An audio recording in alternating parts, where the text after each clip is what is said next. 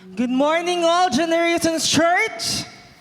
Nakita niyo naman po ang aming mga kulay dahil 8 days na lang po, Pasko na. And excited na po ba kayo magpasko? Amen!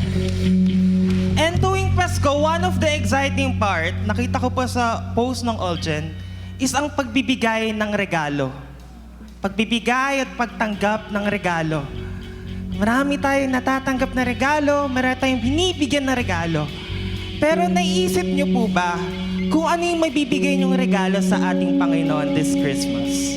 And I know one of the greatest gifts that we can give to Jesus is to remember and celebrate His birthday. Kaya ngayon sa umagang ito, kantahan natin ang ating Panginoon at ipagdiwang natin ang karawan ng ating Panginoon. Let's sing!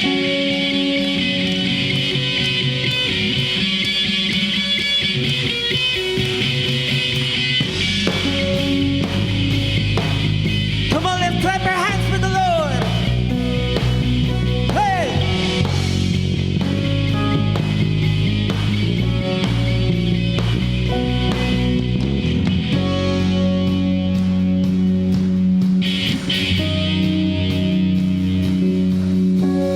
Hark the herald angels sing, glory to the newborn King. Peace on earth and mercy mild, God and sinners reconciled.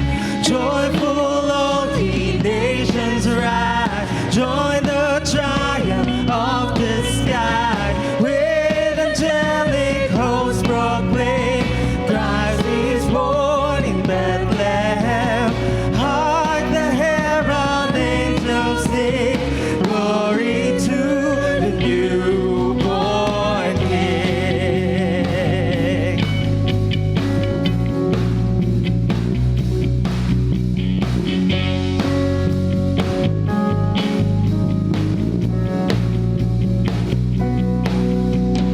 Hail the heaven, Prince of Peace. Hail the Son of Righteousness. Life and life to all He brings. Risen with healing in His wings. Mighty lay His glory by. Born that man no more may die. Born to raise the sons of earth. Born to give the second birth. Hark the herald angels sing, glory to the newborn King.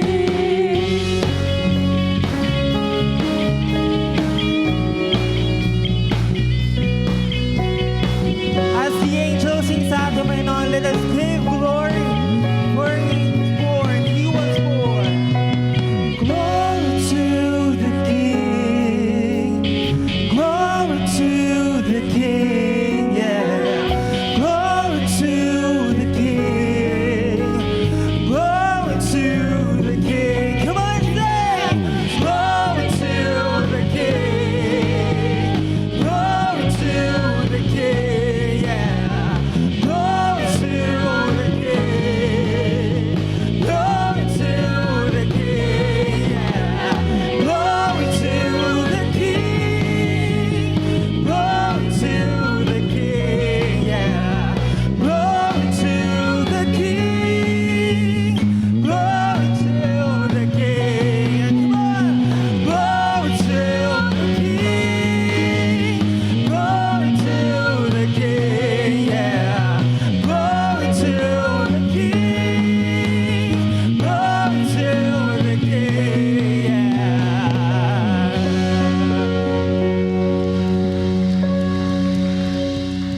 Patuloy po natin papurihan na ating Panginoon.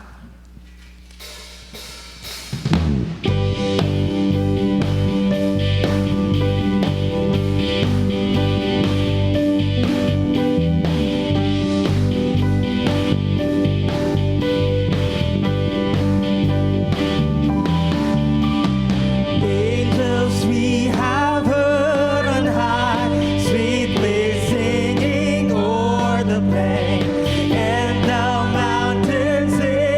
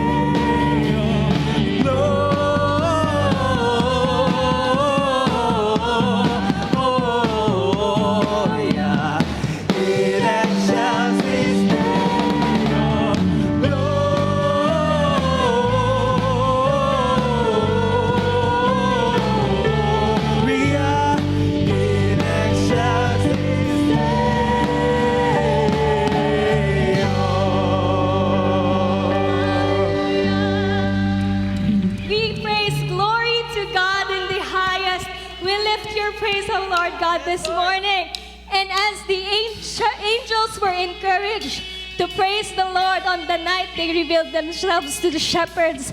May we all fill this place with praise and thanksgiving to our God. Let's put our hands together for the Lord. Come on, church. We'll sing praises to your name, Lord Jesus. We lift you up. We lift you up.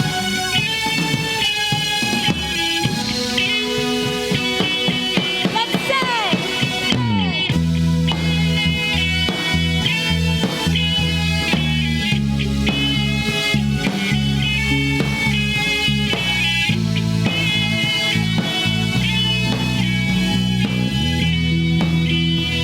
Let's sing to the Lord this morning. Every praise is to our God. Every word of worship with one accord. Every praise is to our God. Everyone sing hallelujah. Sing hallelujah, it's to our God. Glory, hallelujah, it's to our God. Every praise is to our God. Every praise is to our God. Every word of worship with one accord. Every praise is to our God. Lord, we sing hallelujah. Sing hallelujah, it's to our God. Glory, hallelujah, it's to our God. Every praise is to our God. Bring it up. Every praise is to our God. Every word of worship with one accord. Every praise is to our God. Sing hallelujah, it's to our God. Glory, hallelujah, it's to our God. Every praise is to our God.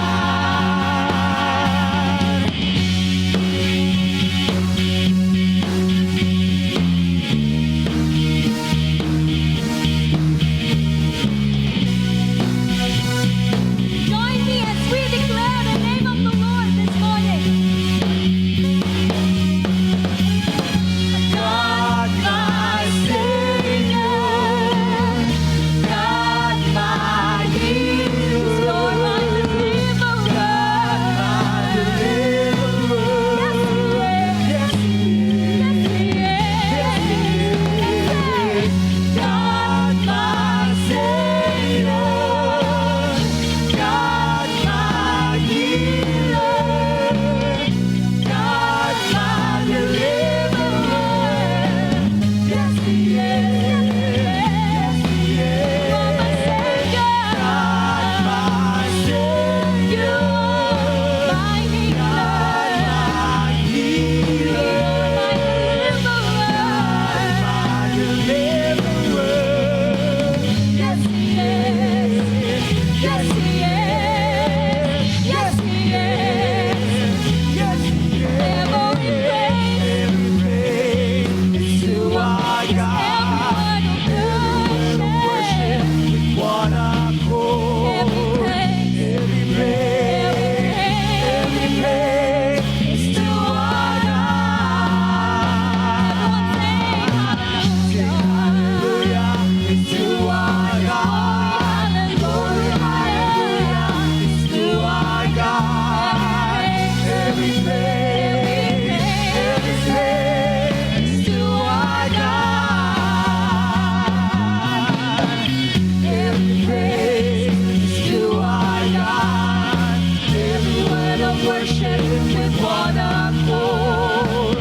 Every praise, every praise, every praise, every praise, every praise,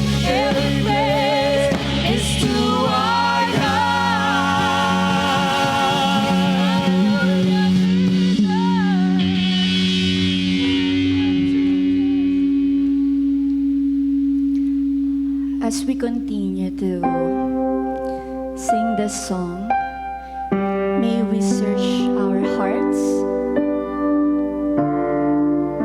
para malaman natin kung ano ba yung tunay na pag-worship.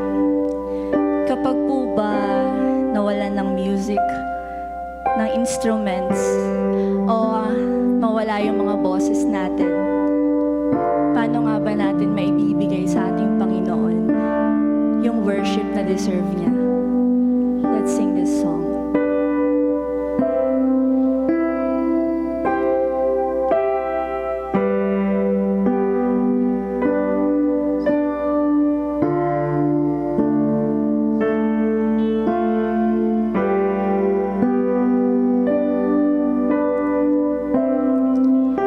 When the music fades, all is stripped away.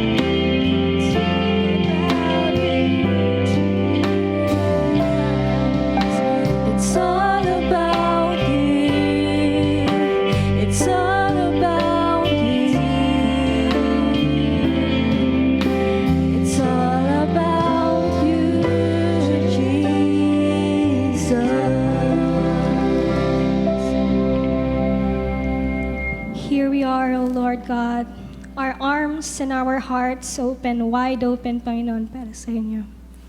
We ask, Panginoon, that you will fill us, Panginoon, with your love, with your joy, with your peace, and with your hope as we wait, Panginoon, with anticipation for your coming.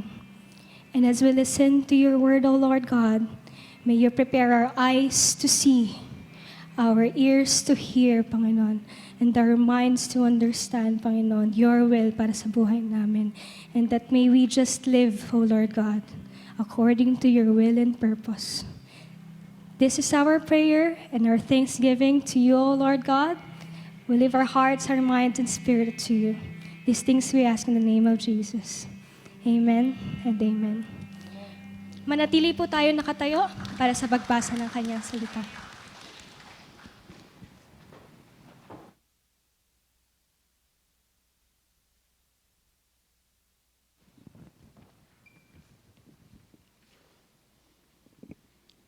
Buksan po natin ang ating mga Biblia sa aklat ng Luke, chapter 2, verse 25 to 35. Basahin po natin ito ng salitan. Ako po yung mauna at sabay-sabay po tayo sa panghuling talata. Verse 25, Now there was a man in Jerusalem called Simeon, who was righteous and devout. He was waiting for the consolation of Israel, and the Holy Spirit was on him.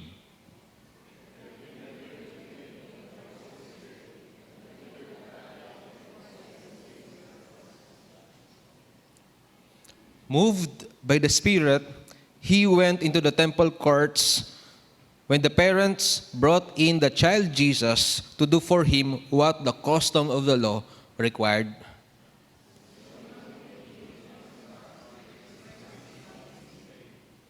Sovereign Lord, as you have promised, you may now dismiss your servant in peace, which you have prepared in the sight of all nations.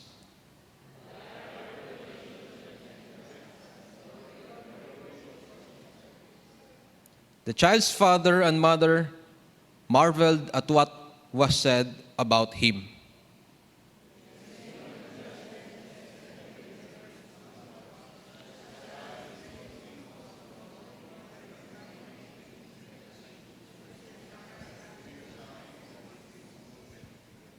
Sabay-sabay po tayo, verse 35.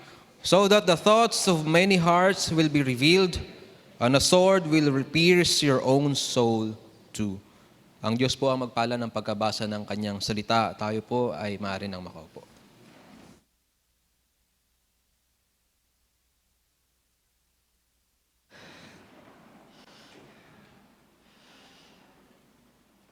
Good morning, All Generations Church. Magandang umaga po sa bawat isa. My name is Pastor Fritz and I'm one of the pastors of All Generations Church. And kami ay nagagalak na makasama muli namin kayo sa oras ng pananambahan. Before we come to the study of the Word, it is our heart's desire to come to the Lord with the right conduct. And so we would want us to close our eyes and just pray in our seats silently and offer to God the things that we are to offer this morning. Sige po, manalangin po tayo.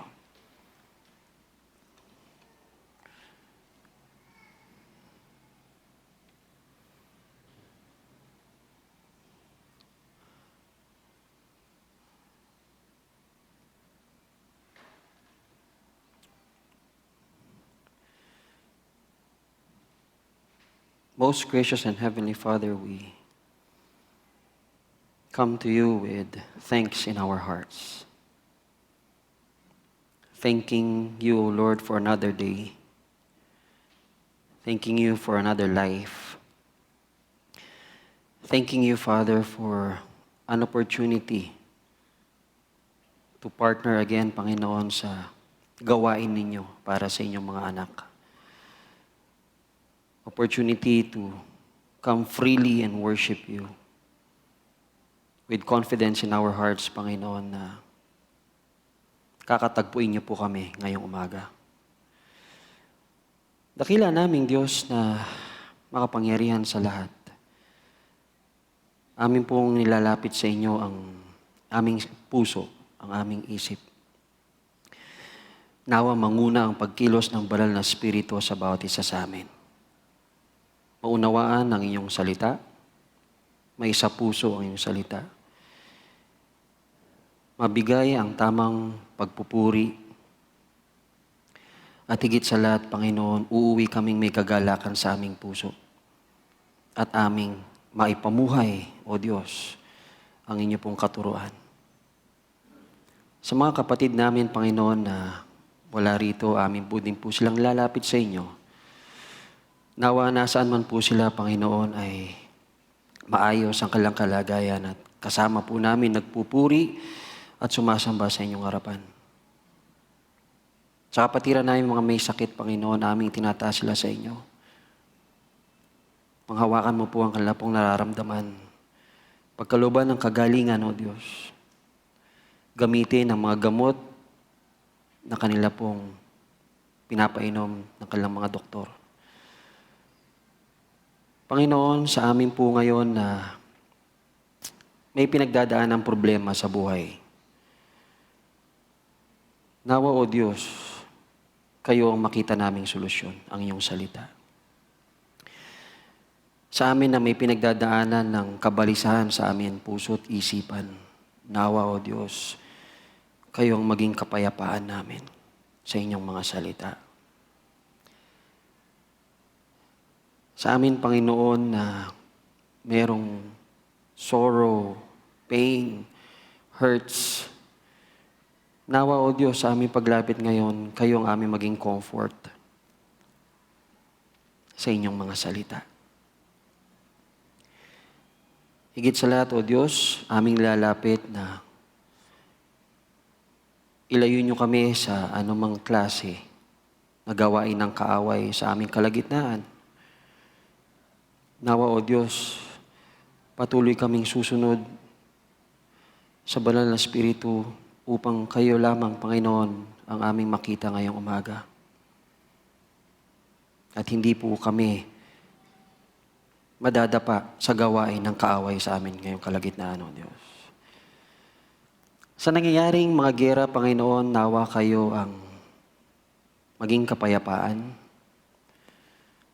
Sa mga hindi pagkakaunawaan ng iba't ibang sangay ng gobyerno, kayo ang maging wisdom. Kayo ang maging understanding. Sa mga nangailangan, Panginoon, ng compassion, yakap, pag-aaruga. Nawa, O Diyos, ang inyong kamay ang siyang umabot sa bawat isa. At pagkalubang kami, sila, Panginoon, ng kanilang ninanais na pag-aaruga. Salamat, O Diyos, sa pagkakataong ito muli na pinagkalob niyo sa amin. Nawa, ang iyong banal na Espiritu ang siyang manguna sa amin. Maging kaaya-aya ang aming pananambahan. Maging kalugod-lugod ang aming inihahandog na buhay namin sa inyo. At ang lahat ng ito ay aming nilalapit sa matamis na pangalan ni Jesus, aming Panginoon tagapagligtas. Amen at amen. Good morning again, All Generations Church. Siguro, tingnan niyo po yung katabi ninyo, and it's 8 days left before Christmas. Siguro unahan na natin na batiin ang bawat isa ng Merry Christmas at ako'y nagagalak, kasama ko kayo ngayon. Ayan. Yun. Yung mga iba nahihiya kasi ang iniisip baka hihingan natin sila ng regalo ngayong Pasko, ano? Are you done with your shopping? Wala pa. Kaninang umaga, sabi nila, wala na hong pang shopping. Naubos na. Christmas season is almost synonymous to gift-giving. So pag narinig natin ang Kapaskuhan, automatic na merong regalo na ating ipinamimigay sa pamilya, sa kaibigan, sa mga classmates, office mates, at sa mga kakilala natin sa ating komunidad. And giving presents, kung ito ay magiging isang sports, no, paligsahan, number 1 siguro ang mga Pilipino. Kasi sabi nga, sa Pilipinas, maaga ang Pasko. September pa lang, pagbuka ng bibig ni Jose Marichan, sigurado, Google na sa online, shopping na para sa mga ipagkakalob, bibigay natin mga regalo. But when we come to look at gifts, hindi lang yung halaga o yung klase ng regalo ang ating tinitingnan. Merong mga factors na kasama. Halimbawa ay, ito ba ay gusto ng iyong pagbibigyan? Ang hirap naman kung bibigyan mo ang isang mahal sa buhay o regalo na hindi niya gusto. Kaya kung minsan naabot tayo dun sa puntong, ano bang wish list mo? And we tend to give their wishes. Sabi nga, once a year lang naman yan eh. So ibigay mo na ang kanilang wish. Pangalawang factor, yung gift wrapper. Di ba, hindi mo din naman basta-basta ibinabalot o isinusupot yung regalo. Talagang meron ka pang tinatawag na artistry. Yan. Kung pwedeng suyurin mo yung kakaibang gift wrapper, susuyurin mo yon para lang pambalot dun sa ibibigay mong regalo. As we look at the perfect gift that we give our loved ones, we also would want to see yung tinatawag na satisfaction nung tatanggap. Diba? Longing din tayo na pag inabot mo yung regalo mo, meron ka maririnig maraming salamat sa regalo. At pagbukas niya, wow, kapatid! Ito yung pinaka-asam-asam ko regalo, maraming salamat. Hindi ba it brings joy to the one who gives? Last Sunday, we celebrated yung yearly tradition natin ng Happy Birthday Jesus, wherein we generously give monetary blessings, no? To help others, members of All Gen who are in need. At ito ay hindi lang dito, kung hindi umaabot pa siya hanggang Bicol at saka Sorsogon. And also, there are times na we extend that to missionaries na ating at pastors na ating sinusuportahan. And we are so thankful for that generosity na ibinibigay natin yearly. In this season of gift giving, if I'm going to ask All Generations Church, if you were to give Jesus a gift for His birthday, what could you give Him that He would appreciate? Kung kayo kaya ang tatanungin ngayon, total, birthday naman Jesus Christ, di ba? Technically, it's His birthday. Anong regalo ang may bibigay natin sa Kanya na pwede nating sabihin magbibigay ng kasiyahan o smile sa harapan ng Diyos? Well, some of you would say, ano bang bibigay namin, Pastor? Nasa Kanya na lahat. Diba? Ano bang bibigay natin? Kung anong ibibigay ko, malamang binigay na niya sa akin. So, ang hirap, ano? It's a very tough question. But praise God, dun sa tanong na yon, meron siyang sagot. At yung sagot na yon, ang pag-aaralan natin, sa binasa natin sa Luke chapter 2, verse 25 to 35, sa pamumuhay ng isang taog ng ngangalang Simeon. It is my prayer this morning that we would all learn from his life and see what we can also give as present to the Lord Jesus Christ. Now, the story of Simeon is very short. hindi masyadong dinitalye kung ano yung kanyang naging buhay o kung ano man, kung saan man siya galing, anong background niya. Very, very simple.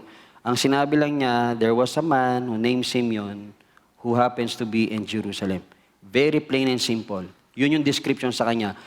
But one thing that we would observe this morning is how his character has been described by Luke. And so dito po natin titingnan yung makukuha natin nang sa ganon ay makapagbigay tayo ng magandang regalo sa ating Panginoong Jesucristo. Unang-una, a life of integrity and obedience. Sabi po doon sa verse 25, and there was a man in Jerusalem whose name was Simeon, and this man was righteous and devout. Now, the word righteous in other translations is just. Anong ibig sabihin nito? It means upright, virtuous, one whose way of thinking, feeling, and acting is wholly conformed to the will of God. One approved by God by reason of his faith in God. So when we come to look at the definition, it speaks of Simeon's relationship to others. Paano yun? Tingnan po natin. In our practical understanding, Simeon was being righteous. How is he righteous to the people around him? Number one, he was a man of his word. Ang pagiging matuwid ay merong isang salita.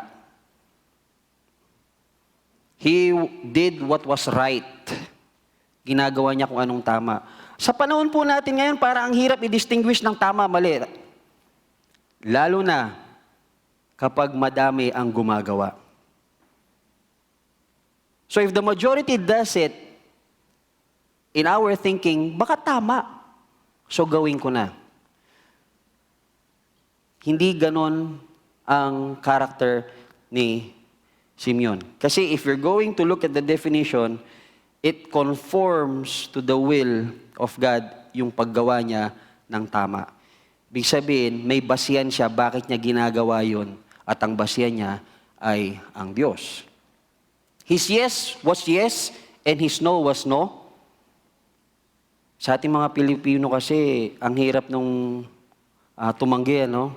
Lalo na pag yung humingi ay mahal mo sa buhay, lalo na kapag yung humingi ay kinauutangan mo ng loob.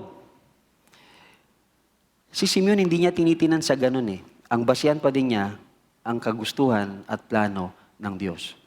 Kung kaya, pag talagang hindi pwede, sasabihin niya yes. No, pag pwede, sasabihin niya yes. He can be trusted in business. Now, for some of us, we are in business. How is our integrity and character when it comes to our business? Do we pay our taxes? Do we give what is due to our employees?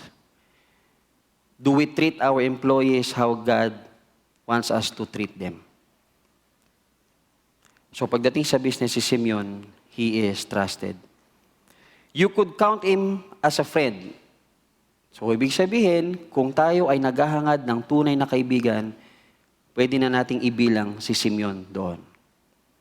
He was a man of character and of integrity. What does that mean? It means that kahit walang nakakita sa kanya, hindi nagbabago yung kanyang pamumuhay. His integrity and his character. Now, the word devout means careful and sure, giving reverence of God, pious, and this speaks now of his relationship to God. How can we have that in our practical understanding? Titignan po natin to. How was Simeon towards his relationship with God? He is careful and has great respect to God. Alam niyo po yung paglapit po sa Diyos, hindi ho basta-basta. There should be reverence sa atin sa paglapit sa Diyos. Yes, He is our Father. That is not even a concern. But the thing is, God is a holy God. merong mga proper decorum sa paglapit sa Diyos. And he was very careful on that. We do not just, oh Lord, mag-worship na ako merong preparation sa puso. Kaya nga yung susunod dyan, he worshiped God. Merong proper way that we are to worship God. Merong tamang pananambahan. How we serve God, there is a proper way to serve God. Hindi lang din yung ministry ka ng ministry. Merong proper way dyan. He also prayed to God. There is also a proper way of praying. Sabi nga sa scripture, di ba? You pray in accordance to the will of the Father. Not just, gusto ko ito pag-pray, ito na pag-pray ko. There is a careful understanding how I pray. And it should be in accordance to how God wants me to pray for that someone, for that something, or for anything. Meron at meron yan.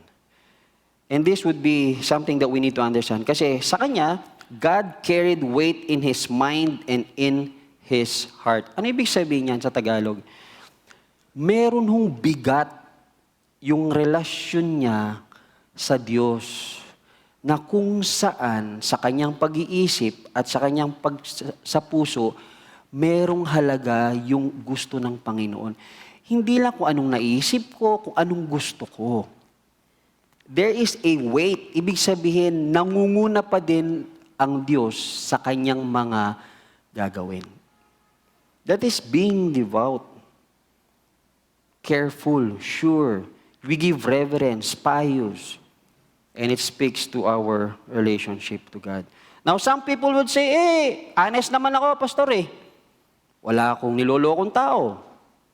Pero, what about your devotion to God? Kamusta ang devotion mo sa Diyos? Some would say, ako, pastor, devoted ako. Bilangin niyo man yung Sundays. Kompleto ako dyan. Bilangin niyo yung prayer night. Kompleto rin ako dyan. Bilangin niyo yung araw na merong fellowship. Kompleto rin ako attendance dyan. Ang tanong, what about your conduct with other people? Do you portray a God-like character to others? One cannot have one and not the other. Magkakambal po ito. Kung titinan po natin, there were two greatest commandments na sinabi ng Panginoon. Sabi niya, love the Lord your God with all your heart, mind, and soul. That is our worship and devotion to God. What was number 2? Sabi niya, love your neighbors as yourself. That is our relationship to others. Whether we define our neighbor as our brothers and sisters in the Lord, whether we define our neighbor as our community, doesn't matter. It's how we relate to others. We cannot separate that. Kasi kung ise-separate natin yon, ganito ay tsura. Linggo, Kristiyano, deboto, worship, prayer, fellowship, lahat. Lunes hanggang Sabado, iba na. Hindi po ganon ang gusto ng Panginoon sa kanyang mga anak. It's an everyday walk in Christ likeness. So how do we relate to others and to God? True righteousness and devotion to God are not merely acts that we perform, but a way of living that extends love and kindness to others. Point number 2, a life filled with the Holy Spirit, verses 25 to 27. And the Holy Spirit was upon him, and it had been revealed to him by the Holy Spirit. He was moved by the Holy Spirit, and he went into the temple courts. What a great statement. Talks about the presence of the Almighty God Himself resting on Simeon, which marks Simeon as a person who walked closely with God. What does this mean? Ano ba ibig sabihin ng puspos ka ng banal na Espiritu? The believer who is led by the Spirit must be willing to go where the Spirit guides him and do what the Spirit leads him to do. The life we live when we walk by the Spirit is this one, Christ-like life. Palagi po natin naririnig yan, mamuhay tayo ng kagaya ni Jesucristo nung siya'y nabubuhay dito sa mundong ito. Yan ho yun. It is the Holy Spirit who guides us, sustain us as we go through life.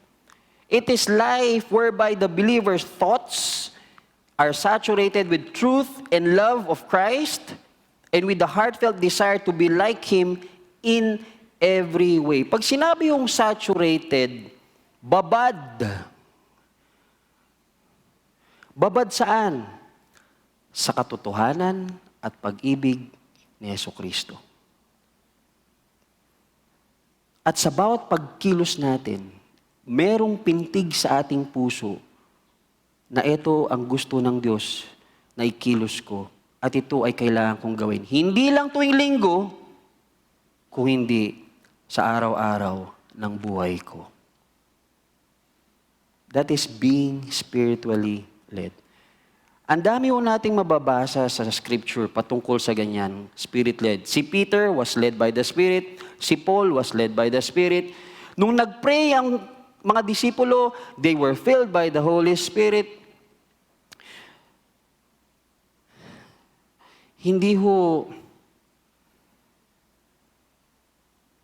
tayo namumuhay, hindi ho natin kayang ipamuhay ang pamuhay ni Kristo kung wala hong banal na Espiritu nagagabay at tutulong sa atin.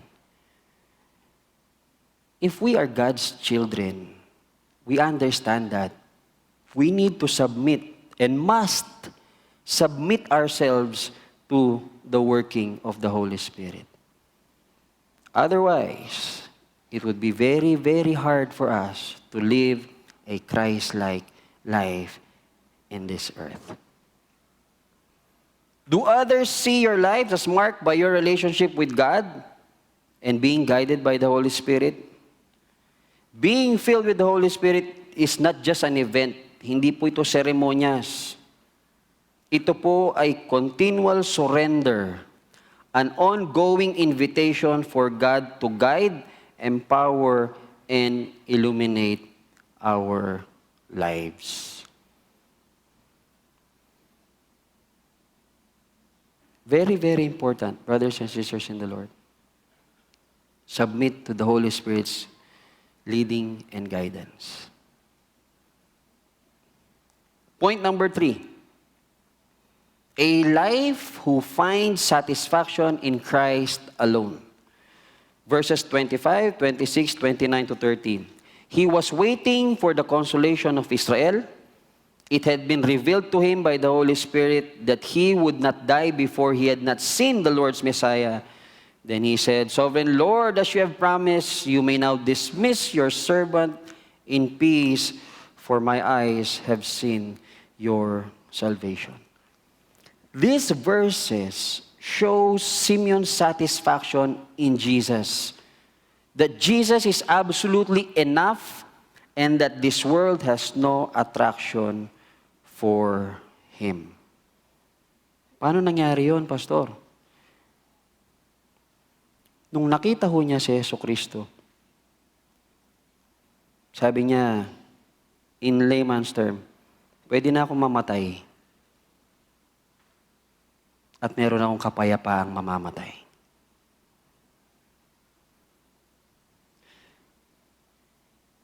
An entirely different approach pag tinatanong tayo. If maalala nyo noong nag-start ang EE, tumayo si Pastor Glad sa harapan at sinabing ganito, total naman, anak na tayo ng Diyos at meron na tayong kaligtasan. Siguro pwede na tayong mamatay, ano? Sabi niya gano'n. Sinong gustong mamatay? Sabi niya. Siya, nagtaas ng kamay. Ito yung lumabas. Mauna na muna kayo, Pastor.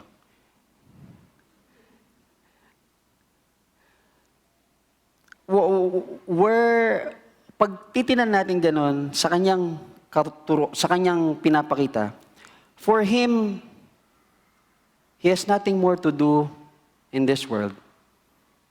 Because the only thing that he longs for is salvation to the Lord Jesus Christ.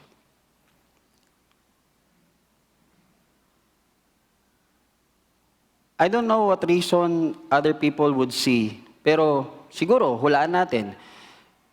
Ayaw ko pang mamatay, pastor, kahit na ligtas ako kasi di pa ako nag-aasawa. Ayaw ko muna mamatay, pastor, kasi di ko pa nabibili yung pangarap kong sasakyan, pangarap kong bahay. Di ko pa nakita yung apo ko. Hindi naman ho siya masama. But when we come to an understanding that Jesus Christ is sufficient for all of that, we can leave that aside. Pwede kong sabihin, okay lang yan. May Jesus naman ako eh. All Simeon wanted was to see Jesus, and for him, everything in this world faded away. All he hungered for was salvation, righteousness, and the very presence of God, that he might abandon this sin-infested world to go and dwell with him forever. When he saw Jesus that day, his excitement was way, way up, na nasabi niyang, pwede na akong mamatay. Nakita ko ng kaligtasang pinangako mo. Nahawakan ko yung kaligtasang pinangako mo. Nayakap ko yung kaligtasang pinangako mo. Maaari mo na akong kunin. Where do you draw your satisfaction now? Saan nyo hinuhugot ang inyong satisfaction ngayon? Do you get it in Christ alone? See, when we discover the satisfaction that surpasses every longing, in Christ, He can give that, for He is the source of true fulfillment and the anchor of our contentment. Last Sunday, we heard Pastor Saul preached on foundation, Jesus Christ. When we are well founded and grounded on the Lord Jesus Christ, yung mga problema natin o hinihiling natin, He will all encompass that, surpass that. At maintindihan natin, si Jesus, enough na siya sa akin. He is enough for me. Kunin mo na yung mundo. Kunin mo na lahat ng yaman. Iwan mo lang sa akin si Jesus. Masaya na ako. Do we see Jesus Christ as like that in our lives? Or do we still have yung thinking, hindi, diyan ka muna, dito ako. Baby Christian pa naman ako eh. May panahon pa naman. It is our prayer, brothers and sisters in the Lord, we ground our life sa solid rock who happens to be the Lord Jesus Christ. That is the meaning of Christmas. Not gifts, not material things. It's Jesus Christ. You want to experience a life that is bountiful, not in materialism, but in the presence and working of the Lord Jesus Christ, and trust our lives to Him alone. Lastly, a life grounded on God's Word. Verses 25 and 30 to 35. He was waiting for the consolation of Israel. For my eyes have seen your salvation, which you have prepared in the sight of all nations, a light for revelation to the Gentiles, and the glory of your people Israel. The child's father and mother marveled at what was said about him. Then Simeon blessed them and said to Mary, his mother, This child is destined to cause the falling and rising of many in Israel, and to be a sign that will be spoken against, so that the thoughts of many hearts will be revealed, and a sword will pierce your own soul too. This is a prophecy way, way before Simeon was born. Ang tagal na ang prophecy ito.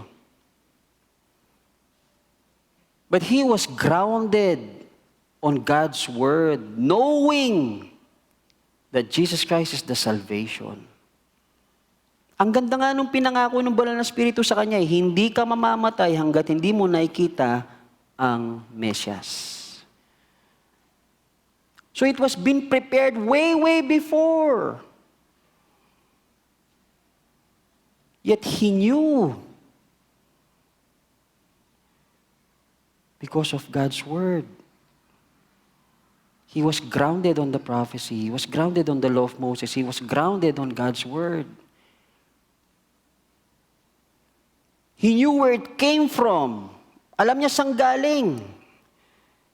He knew who it was for. Alam niya kung para kanino. Alam niyo po, pagsasabihin ni Simeon na ang hentil ay maliligtas din, magagalit ang mga Hudyo sa kanya. Bakit? Kasi ang kaalaman ho ng Hudyo, para sa kanila lang hong kaligtasan. Hindi nila alam na ang kaligtasan na ipinagkakaloob ni Jesucristo ay para sa lahat. Alam ni Simeon yun. He knew what it looked like. Alam niya kung ano ang itsura ng kaligtasan. A light of revelation to the Gentiles and the glory of your people, Israel. The moment salvation broke into the world and into the scene and made it available for everyone in the world, Simeon knew about it.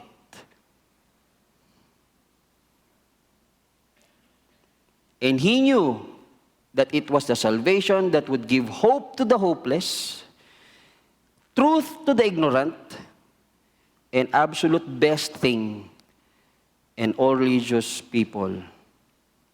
In short, Simeon was in tune with God's heart.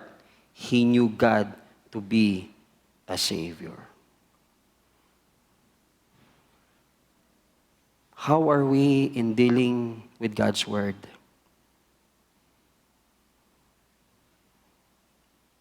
How are we in looking in anticipation of His return?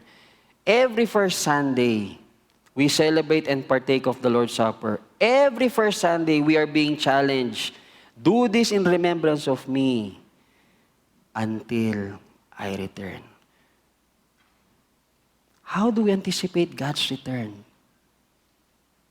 Do we understand that deep in our hearts? How do we prepare for His coming?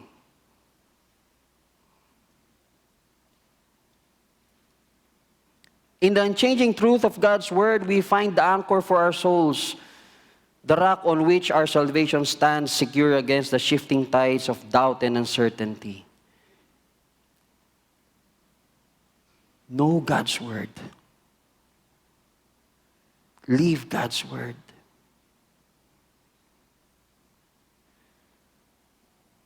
Like Simeon, we have been told about salvation.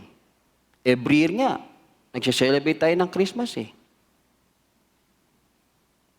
But how deep are we in really understanding the salvation that was given to us?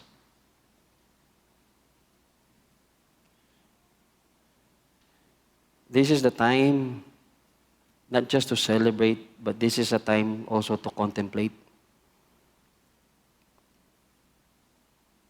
It is our prayer and desire that year 2024 would be a different one from this year 2023.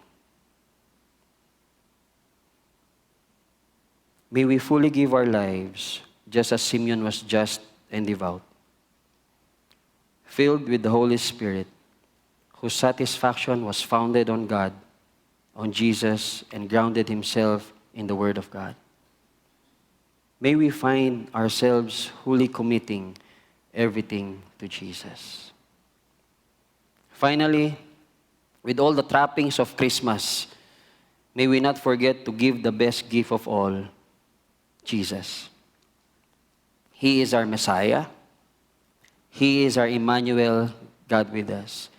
He is our indescribable gift, our King of Kings, our hope and peace, wonderful Counselor, mighty God, everlasting Father, Prince of Peace, our Redeemer, our Lord and Savior. As we unwrap the gifts of the season, let's remember that the greatest gift of all came wrapped in swaddling clothes, a Savior named Jesus Christ, the true joy and light of Christmas. May we dedicate our lives in knowing Him more and helping others know Him, grow in loving Jesus every day of our lives as we anticipate and patiently wait until He returns. Happy birthday, Jesus Christ. Good morning and God bless you.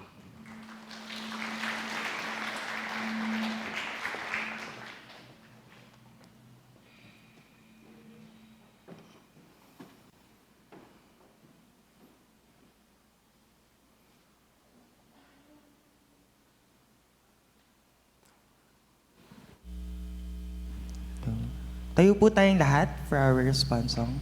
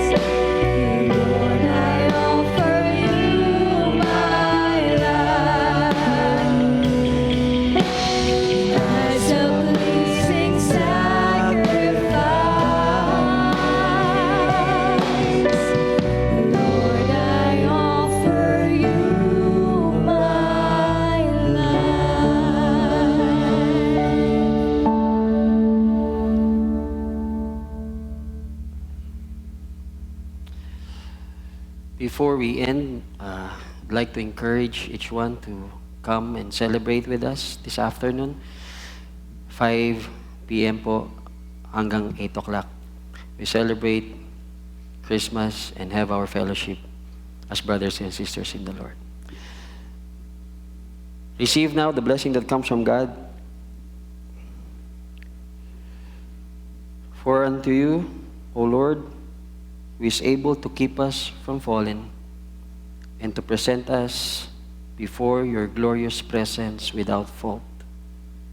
To the only God, our Savior, be glory, majesty, power, and authority through the Lord Jesus Christ, our Savior, before all ages, now and forevermore.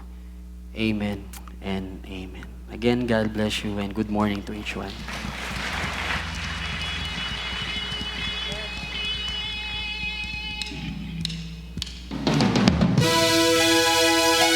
As we remember the greatest gift of this season, may we be able to wait with anticipation